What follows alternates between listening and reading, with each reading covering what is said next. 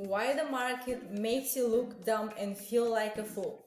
Welcome to Sylvia Berrock with sylviaberrock.com. In today's video, I want to share with you what happened in the past days and why the market went so much up and why we all look like fools right now.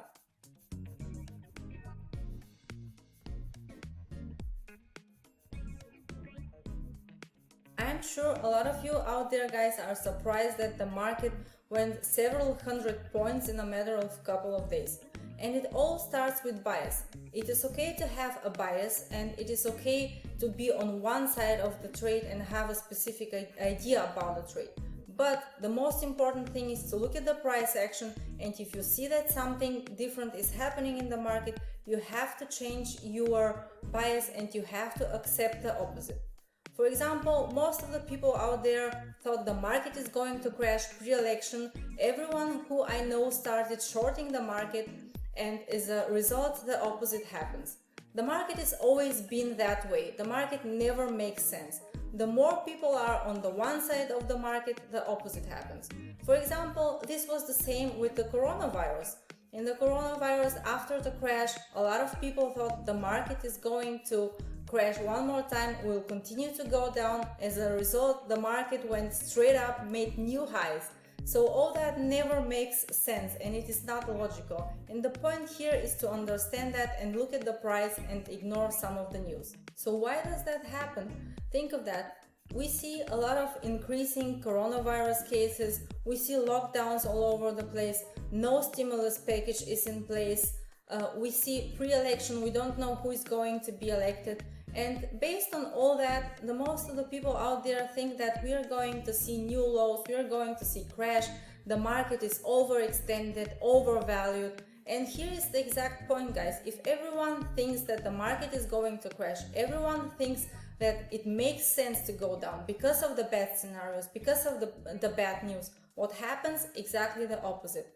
And I was watching the news on Friday. I had some long positions and I was even the same way. I was afraid to keep those positions because I didn't know what is going to happen over the weekend. A lot of uncertainties were in place, so I decided in this case just to wait it out until Monday and see what the price action is going to tell me. Luckily, I didn't have a lot of positions, so I was not wrong and I was not short the market. On Monday, I was surprised because I saw the market went a couple of hundred points to the upside. So I think, well, now we have a different scenario here. We are holding support area, people start to buy those stocks, and all of a sudden the market continues to go up instead of the crash.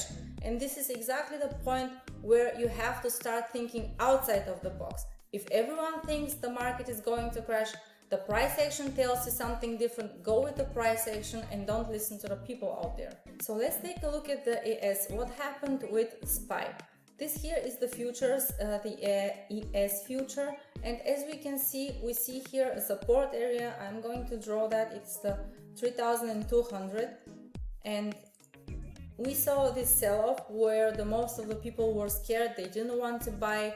We thought we were going to see new down, but on Monday we saw this green candle right after the reversal candle on Friday, and after that we are seeing right now 3 straight days up.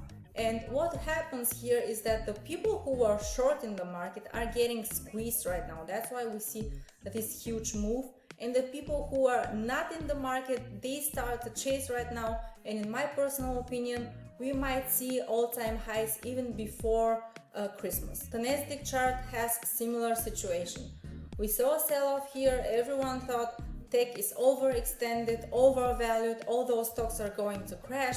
This is not going to hold. And I was in that situation myself too. I didn't want to start buying new stocks. I didn't want to start building bigger position because of the uncertainties.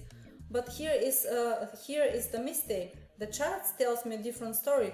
If I open the chart and I see here the daily chart, I see this reversal candle and on Monday this green candle, which continued on Tuesday, and now we see even more green. So this is not something you can ignore. If you see that kind of a consolidation around support areas, some buying coming, stepping in, this is the situation where you have to ignore everyone who is telling you to short or who is saying that the market is going to crash. And to be honest with you guys, I have heard that in my trading career all the time. All the people are saying since years that the market is going to crash, and I've never seen that. I've seen some several pullbacks which were for a couple of months, but the market always comes back. The market always makes new highs. And this happens most of the time during election. That was a couple of years ago the same. It happens during coronavirus. We see some crashes, and right after that we see straight up moves and all-time highs. So here is how you can fix stuff like that, guys. If you have a trading idea and a bias, and the opposite happens, you have to switch. You have to look at the chart, and you have to switch and move forward and away from your bias. And here is the exact difference between a pro and an amateur. An amateur would continue to short, would start fighting trend, and would keep his ego destroying his account. A pro would accept that he's wrong, that the opposite happens, and will even take advantage of the current situation and start buying at this point. So now let's take a look at the YM and see what happened there. It was similar situation. As we see on the YM chart, we saw a little bit more of a sell-off here, and we went even below the 200 EMA, but after that we saw on Friday this reversal candle.